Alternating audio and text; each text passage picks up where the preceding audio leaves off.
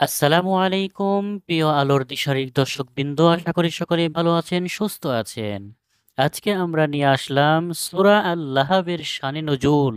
প্রিয় দর্শক, এক সময়ের কথা, যখন মক্কার আকাশে নবুয়তের আলো ছড়াতে শুরু করেছিল, ঠিক তখনই মোহাম্মদ সাল্লাল্লাহু আলাইহি ওয়াসাল্লাম আল্লাহর আদেশে উঠে দাঁড়ালেন সত্যের দাওয়াত নিয়ে। তিনি একদিন উঠলেন মক্কার বিখ্যাত পাহাড় সাফার চূড়ায় এবং আওয়াজ দিলেন, হে কুরাইশ জাতি, যদি আমি বলি এই পাহাড়ের পেছনে এক শত্রু বাহিনী অপেক্ষা করছে, তোমরা কি আমাকে বিশ্বাস করবে?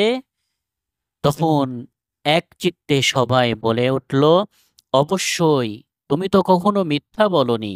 এরপরে রসূলুল্লাহ সাল্লাল্লাহু আলাইহি ওয়াসাল্লাম বললেন, তাহলে জেনে রাখো, আমি তোমাদের সেই শাস্তির ভয় দেখাচ্ছি যেটা সামনে আসছে। একথা শুনে তার আপন চাচা রেগে বলে উঠল, তোমার ধ্বংস হোক, এজন্যই আমাদের ডেকেছো?